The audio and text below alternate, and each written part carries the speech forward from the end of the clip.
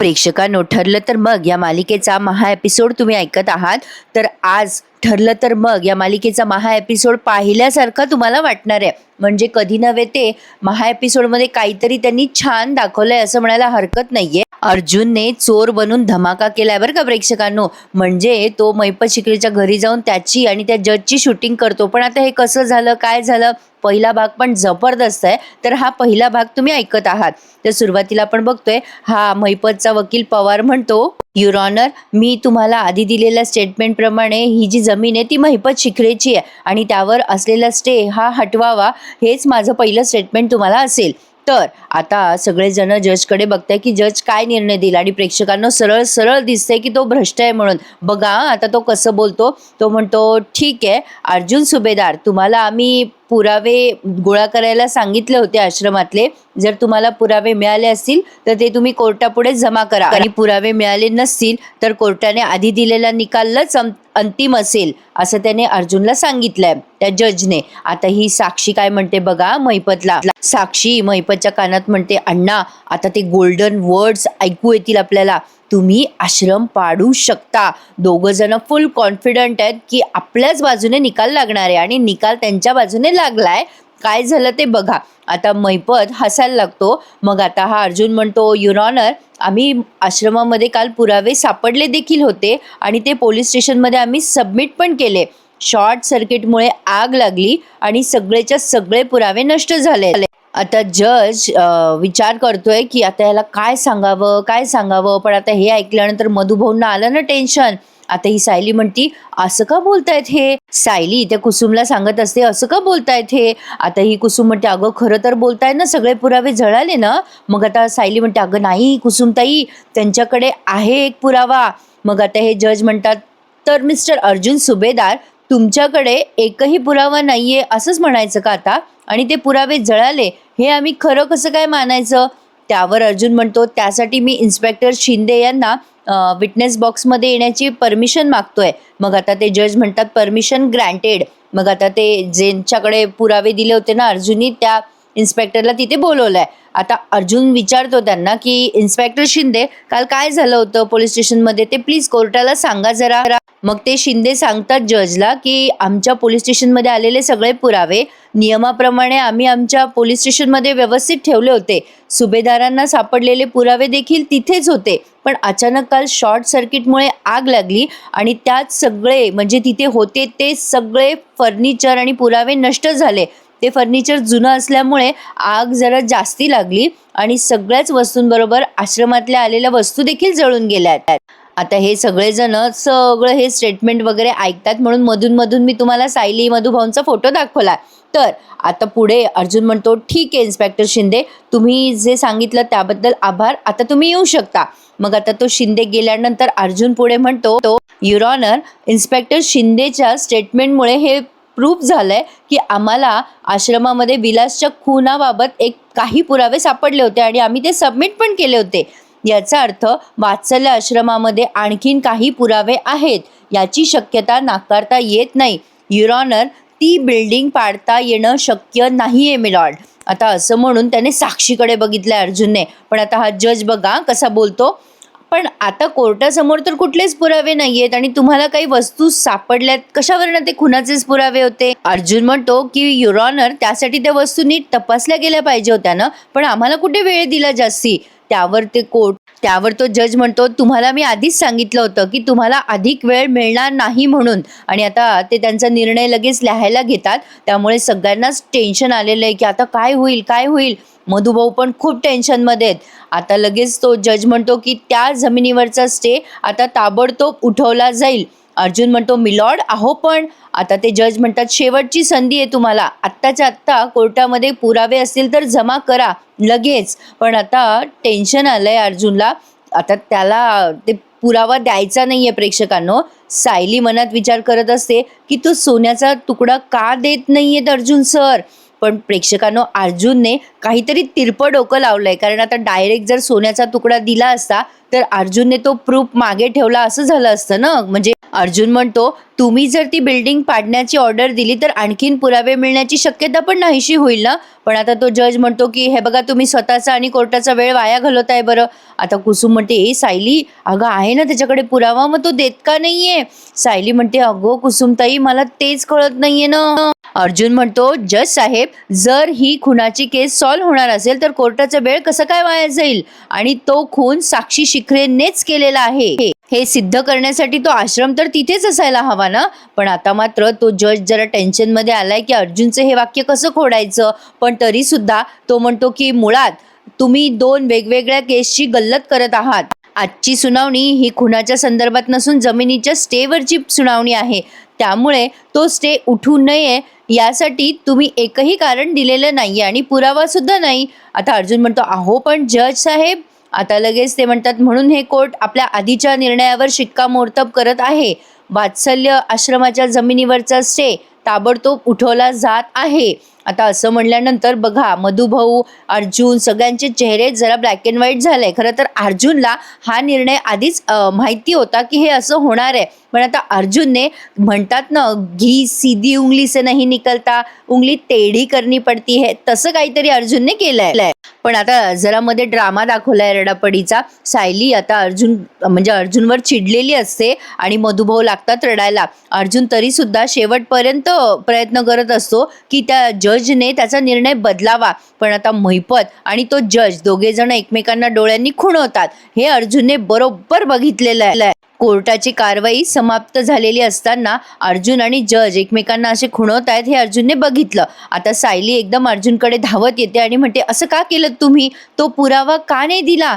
तो सोन्याचा तुकडा होता ना तुमच्याकडे. आता अर्जुन मनात विचार करत असतो की अरे देवा, या सोन्याच्या तुकड्याबद्दल महिपत समोर काही विषय नको निघायला. आता सायली म्हणत असते, बोला ना, उत्तर द्या. आता चैतन्याच्या लक्षात येतंय की अर्जुन काहीतरी लपवतोय. पण आता ही कुसुमही चिडते, अहो बोला बोला, उत्तर द्या. आता अर्जुन म्हणतो, काहीही बोलू नका, आपण नंतर मागाहून बोलूयात. तुम्ही प्लीज गाडीमध्ये जाऊन बसता का. पण आता सायली म्हणते, तुम्ही असं का करताय. इतकं माझं घर पडतंय इथे आणि तुम्ही मला म्हणतायत की मी शांत होऊ. आता अर्जुन म्हणतो, हे बघा, खरंच शांत व्हा सायली. अहो मी तुम्हाला सगळं नंतर सांगतो ना. मग आता ते मधुभाऊ लागतात रडायला. आता ही सायली म्हणते, असं का केलं तुम्ही. तुम्हाला जो सोन्याचा तुकडा मिळाला ना, तो तुम्ही जज साहेबांना का नाही दाखवला. आता अर्जुन म्हणतो, त्याला काही कारण आहे मिसेस सायली, माझ्यावर विश्वास ठेवा. महिपत समोर प्लीज काही बोलू नका, चुप चुप बसा. आता तो अर्जुन सांगतो की जा, मधुभाऊंना तुमची गरज आहे. आता ही सायली आणि कुसुम दोघे जण मधुभाऊंना म्हणजे या दोघी जणी मधुभाऊंना सावरायला जातात की रडू नका मधुभाऊ, असं का करतायत, पाणी पिता का थोडंसं. त्यावर मधुभाऊ म्हणतात, आता मला पाणी पाजा, ते शेवटच्या घोटेचंच, लवकर तो दिवस येऊ देत. आता त्यांना जगण्याची पण इच्छा राहिलेली नाहीये.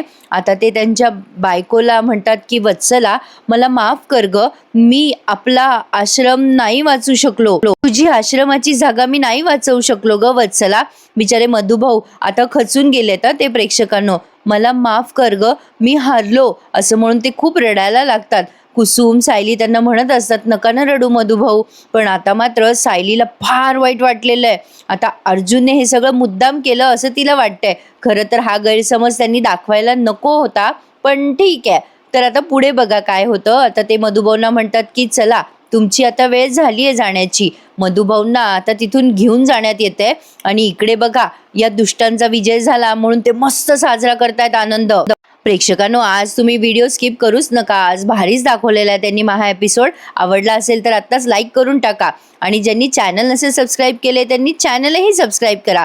तर इकडे साक्षी म्हणते, जज साहेब, थँक्यू सो मच, तुम्ही आमचं महत्त्वाचं काम केलं. आता ते जज म्हणतात, अहो किती रिस्क होती यामध्ये. सुभेदारांनी बनवलेले सगळे म्हणजे शोधलेले सगळे पुरावे नष्ट केले तुम्ही आणि ते आपल्यावर उलटले असते. त्यावर महिपत म्हणतो, अहो कुठं उलटलं, अहो सगळ्यात जास्त आमच्या, अहो म्हणजे आपल्या सगळ्याच्या मनासारखं झालं ना. आणि कसं आहे जज साहेब, तुमच्यासारखा नाही, तुमच्यासारखा हुशार जज आमच्या बाजूने म्हटल्यावर आम्ही कशाला कोणाला घाबरायला पाहिजे. आता महिपत आणि तो जज दोघे जण चर्चा करतात. आता त्यांची चर्चा जी आहे ना ती म्यूट दाखवली आहे आणि अर्जुनचं लक्ष त्यांच्याकडे गेलं असं दाखवलेलं आहे. आता अर्जुन चैतन्याला म्हणतो, चैतन्य तू यांना गाडीत बसव, मी आलोच हं. आणि आता इकडे जज आणि हा महिपत दोघं जण बोलत असतात. महिपत त्याला पेढे देतो. मग आता तो जज म्हणतो, पेढ्यावर नका भागू, मी काय काय सांगितलंय महिपतराव लक्षात आहे ना तुमच्या? आता महिपत म्हणतो, अहो असं कसं विसरणार साहेब, आमच्या एका शब्दावर तुम्ही त्या जागेवरचा स्टे उठवलायत, म्हणजे आम्ही तुम्हाला जे काही बोललेलो आहे ते आम्ही करणारच आहे. काय ग साक्षी? आता साक्षी म्हणते, हो आम्ही तुमच्यासाठी मोठी पार्टी पण ठेवलेली आहे आज. मग आता हा महिपत म्हणतो, जज साहेब तुम्हाला आम्ही जे काही सांगितलं ते सगळं तुम्हाला वेळेत आणि अगदी वेळेतच मिळणार आहे. झाला, अर्जुनने यांचं बोलणं अगदी बरोबर ऐकलेलं आहे. त्या गाडीच्या आडून तो चोरून चोरून ऐकतोय बघा प्रेक्षकांनो. आता अर्जुन ठरवतो की या वकिलाची चांगली पुंगी वाजवायची. दुसरा शब्द नाही मला सुचला, फार फार तर बँड वाजवायचा. असो, तर आता यांचं सगळं बोलणं इथेच समाप्त केलेलं आहे त्यांनी. आता अर्जुनराव सायलीला घेऊन आले घरी. सायलीबाई मात्र नुसत्या रडतात, सारख्या गंगा जमुना वाहतात. आता तो अर्जुन म्हणत असतो, थांबा मिसेस सायली, अहो किती रडतायत तुम्ही, रस्त्यात सुद्धा सारख्या रडत होत्या, अहो किती रडाल, बस करा ना आता प्लीज. पण आता सायली काही न बोलता पळते तिथून आणि आता अर्जुन तिच्या मागे मागे पळतो. आता इकडे हे प्रतापराव चैतन्याला विचारतात, अच्छा म्हणजे आश्रम वाचण्याची एक एक चान्स होता तोही गेला, आता कुठलीच शक्यता नाहीये का? चैतन्य म्हणतो, नाही ना, आता कोर्टाने निर्णय दिलाय तो फायनलच होणार. तर आता मात्र या सगळ्यांनाच टेन्शन आलंय. आता पूर्णाजी म्हणतात, अरे पण अर्जुन सायली असे का का नाही आलेत अजून? मग आता पूर्णाजी बघतच असतात दरवाजाकडे. तेवढ्यात ही सायली जोरात पळत तिच्या बेडरूम मध्येच जाते डायरेक्ट आणि दरवाजाच लावून टाकते. अर्जुन तिच्या मागून मागून ओरडत येत असतो, अगं सायली थांब ना, थांब ना सायली. आता सगळ्यांनाच आले टेन्शन, ह्या सायलीने काही म्हणजे बरं वाईट करू नये जीवाचं असं वाटतंय त्यांना. सायली तिच्या खोलीत जाते आणि दरवाजा लावून घेते आणि खूप रडते. आता ही अस्मिता म्हणते, आता काय झालं हिला? कल्पनाताई वसकतात तिच्यावर आणि म्हणतात, सायलीची मनस्थिती अशीच असणार होती आज. आता ही चुपचाप बसते. प्रेक्षकांना आज अस्मिताने महिपतला खूप शिव्या दिलेल्या आहेत. आता थोड्याच वेळात बघा तुम्ही, इतकी मजा येते ना. आता या कल्पनाताई म्हणतात, अरे अर्जुन मला अश्विनने सगळं काही सांगितलंय आम्हाला, अरे सायलीला फार वाईट वाटलं असणार ना रे. अर्जुन म्हणतो, मम्मा डॅड पूर्णाजी मी बघतो, तुम्ही टेन्शन घेऊ नका. आता अर्जुन आणि चैतन्य आणि कल्पनाताई तिघंचे तिघं वर जातात बेडरूम मध्ये. सायली, ए सायली अगं दरवाजा उघड. आता हे तिघं चौघं जण सायली म्हणजे त्या अर्जुनच्या बेडरूमच्या बाहेर उभेच सगळेजण बिचारे, जोरजोरात दरवाजा वाजवत आहेत ते. आणि खाली पूर्णाजी आणि अस्मिता. आता अर्जुन म्हणत असतो, सायली अगं दार उघड प्लीज. या कल्पनाताई पण म्हणत असतात, अगं दार उघड सायली प्लीज. चैतन्य पण म्हणतो, वहिनी दार उघड. अर्जुन म्हणत असतो, अगं मला बोलायचंय तुझ्याशी सायली, तू दार तरी उघड, मला आत तरी येऊ दे. अगं मला बोलायचंय ते ऐकून तरी घे ना एकदा. अरे देवा, पण ही सायली काही दरवाजा उघडायला तयारच नाहीये. आता त्यांनी इथे खूप असं ते सस्पेन्स वालं म्युझिक लावून टाकलं बरं का. आता कल्पनाताई म्हणतात, अगं सायली बाळा मला तुझं मन कळतंय, तू प्लीज दार उघड. अर्जुन पण म्हणत असतो, दार उघड ना सायली. आता अर्जुन त्या असं म्हणजे दरवाजाला कान लावतो. कल्पनाताई म्हणतात, सायली पुरे झालं आता, माझा जीव वर खाली होतोय, दार उघड. प्रतापराव म्हणतात, काय करायचं या मुलीचं आता? आता अर्जुन म्हणतो, सायली तू दार का लावलंयस, उघड दार. पण ही आपलं तिथे मस्त रडत बसलेली आहे. एवढे सगळे टेन्शन मध्ये बाहेर. प्रतापराव म्हणतात, अरे या मुलीला बोलायला हवं आपल्यासोबत, मन मोकळं करायला हवं तिने, तिला बरं कसं वाटेल त्याशिवाय. आता अर्जुन म्हणतो, अगं सायली प्लीज दरवाजा उघड, माझं ऐकून तरी घे. अर्जुन म्हणतो, अगं सायली दार उघड, मम्मा आणि डॅड अगं बाहेर टेन्शन मध्ये आलेत ग, उघड ना. शेवटी या कल्पना तर इतक्या चिडतात, अगं काय चाललं सायली, दार उघड म्हटलं ना तुला, आता आमचा जीव टांगणीला लावणार आहेस का? उघडते की नाही, तुला अर्जुनची शपथ आहे. असं म्हणतात त्या, तेव्हा ही चुपचाप दार उघडते. अर्जुन आता त्याच्या आईकडे बघतच राहतो आणि आता सायली पुटकून दरवाजा उघडते. आता कल्पनाताई आणि इकडे खाली पूर्णाजीचा जीव जरा भांड्यात पडतो. मग सायली दरवाजा उघडते आणि लागते पुन्हा रडायला. कल्पनाताई म्हणतात, सायली बेटा अगं हे असं रडून तुला काय मिळणार आहे बेटा स्वतःला कोंडून? आधी तर हे विचारतात, बरी आहेस ना तू सायली? अर्जुन विचारतो, चैतन्य विचारतो, काही त्रास तर होत नाहीये ना तुला? किती काळजी करतात ना बिचारे सगळेजण. इकडे पूर्णाजी पण खूप बिचाऱ्या टेन्शन मध्ये आल्यात. आणि आता म्हणजे ठीक आहे प्रेक्षकांनो, सायलीचं रडणं वगैरे हे सगळं स्वाभाविक आहे, पण घरच्यांची काळजी पण करायला हवी ना, आणि ते तिची किती काळजी करतात. कल्पनाताई म्हणतात, सायली अगं तुला माहिती आहे ना आम्ही तुझं दुःख नाहीसं करू शकत बेटा, पण तू अशी रडू नकोस बरं. तुझं दुःख आम्ही वाटून नक्कीच घेऊ शकतो. चल बरं, खाली चल बरं सायली. आता बघा प्रेक्षकांनो, खाली जे काही झालंय ना ते अप्रतिम सीन होता. अगदी नंबर 1 सीन होता. काय काय झालंय ते बघा. आता या पूर्णाजी म्हणतात, बेटा अगं काय अवस्था करून घेतली. आता हिला खाली आणतात ते हॉलमध्ये आणि ती विमल पाणी देते सायलीला, शांत करते. पण आता अस्मिताबाईंनी नेमके इथेच मुक्ताफळं उधळलेले आहेत. आता सायली अशी संतापते ना त्या अस्मितावर, कधी नव्हे हिने सायलीचा रुद्र अवतार पाहिलाय.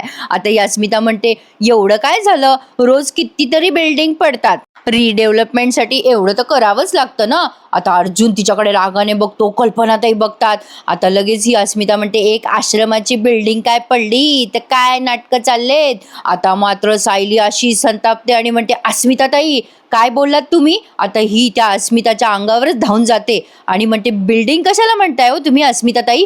हे सुभेदार हाऊस तुमच्यासाठी काय फक्त बिल्डिंग आहे का. नाही ना, तुमचं माहेर आहे ना हे. आणि हे जर पडलं तर तुम्ही असंच बोलणार का उद्या. भावना गुंतलेल्या आहेत ना तुमच्या इथे.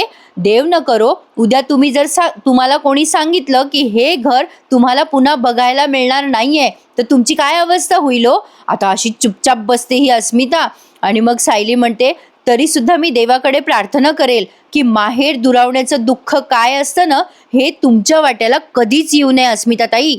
अस्मिताची बोलती बंद झालेली आता चुपचाप बसती ती. आता मात्र पूर्णाजी तिच्या जवळ येतात सायलीच्या. इतकं प्रतिम सीन आहे हा प्रेक्षकांनो, माझ्या अंगावर काटा आला. आता या पूर्णाजी सायलीला म्हणतात, ए बेटा सायली, तुला आता असं वाटतंय का की तुला माहेर उरलं नाही. पण माझ्या खोलीचा दरवाजा तुझ्यासाठी कायम उघडा आहे आणि ती खोली तुझ्या आजी सासूची नाही, हा तुझ्या आजीची आहे आणि ते तुझं हक्काचं माहेर आहे, लक्षात ठेव बेटा. आता त्यांनी असं बोलून त्या सायलीच्या गालावरून प्रेमाने हात फिरवलाय. सायलीला आता तिचे अश्रू म्हणजे कंट्रोल होत नाहीये. आता प्रतापराव म्हणतात, बेटा वर जी रूम आहे ना ती तुझ्या आईबाबांची रूम आहे. तुला कधीही एकटं वाटलं, बोलावंसं वाटलं तर लगेच त्या खोलीमध्ये निघून यायचं. सायलीला खूप छान वाटतंय हा प्रेक्षकांनो. आता अश्विन म्हणतो, वहिनी तुला जर कधी कोणीही त्रास दिला तर त्याची कंप्लेंट या भावाकडे करायची. आणि आणखीन एक, या दरवाजाकडनं राईट मारलास ना तू तर पहिलं दार तुझ्या सख्या भावाचं असेल वहिनी. आता सगळेजण म्हणजे प्रत्येक जण सायलीला एक एक उपमा देतात बघा. हां आता चैतन्य म्हणतो, सायली वहिनी हा भाऊ तर कायम तुमच्या पाठीशी उभा आहे. आता विमल म्हणते, सायली वहिनी घराच्या मागच्या बाजूला माझी खोली आहे, तशी छोटी आहे पण तुमच्या सख्या बहिणीची खोली आहे असंच समजा. हं अर्जुनचे पण डोळे आता पाणावलेत, खरं तर माझे पण पाणावलेत प्रेक्षकांनो. किती नशीबवान आहे ना सायली. आता सायलीला कल्पनाताई म्हणतात, सायली बेटा किचनवरती तर तुझाच हक्क आहे, इथे तुला कोणीही अडवणार नाहीये. पूर्णाजी तर आता लाखात एक वाक्य बोलतात. पूर्णाजी सायलीला म्हणतात, ती उजव्या बाजूला जी खोली आहे ना सायली ती अर्जुनची खोली आहे बेटा. ते आणि ते फक्त तेवढंच तुझं सासर आहे.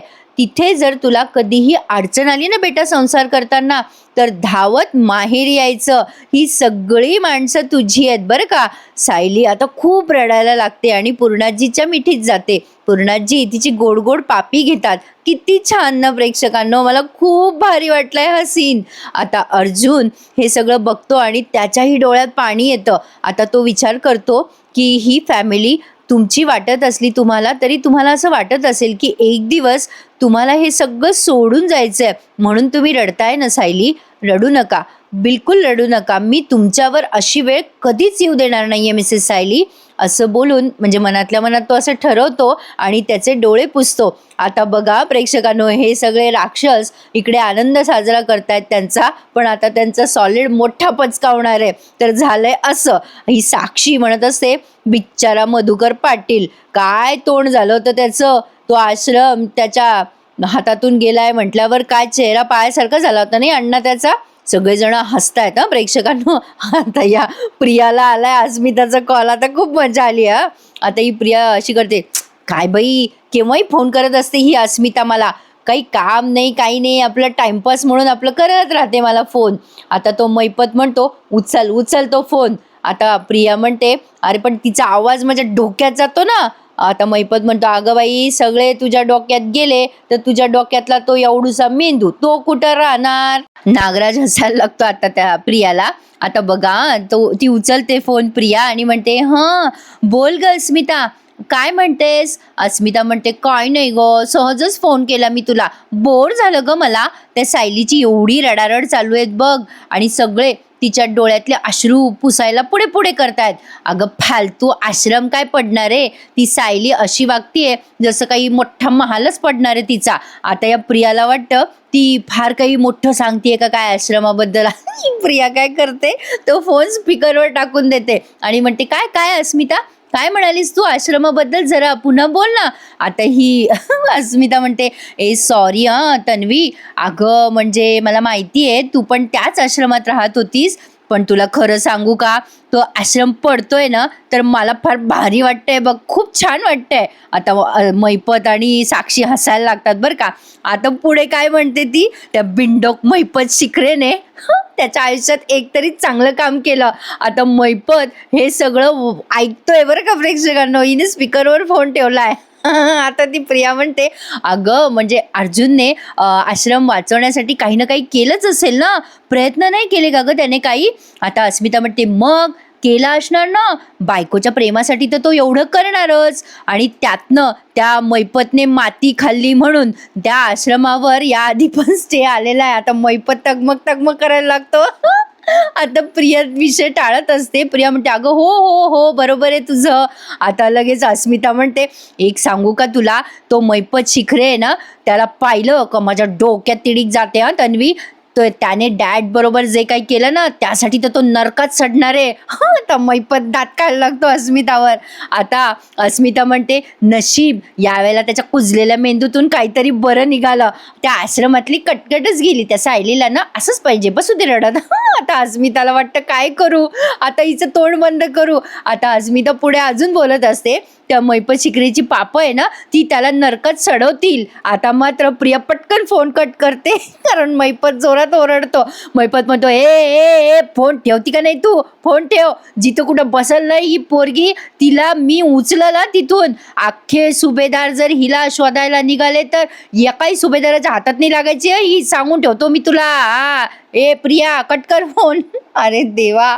आता तो नागराज म्हणतो, अरे मैपत, अरे शांत हो, ती अस्मिता काही एवढी महत्वाची आहे का आपल्यासाठी, जाऊ दे ना, सोड ना यार तू. आता साक्षी म्हणते, अण्णा काय तुम्ही पण, अहो आपल्यासाठी किती महत्त्वाचा दिवस आहे आजचा, आपण मस्त एन्जॉय करूया. या अशा चिरकुट माणसासाठी आपला दिवस आपण स्पॉईल करायचा का.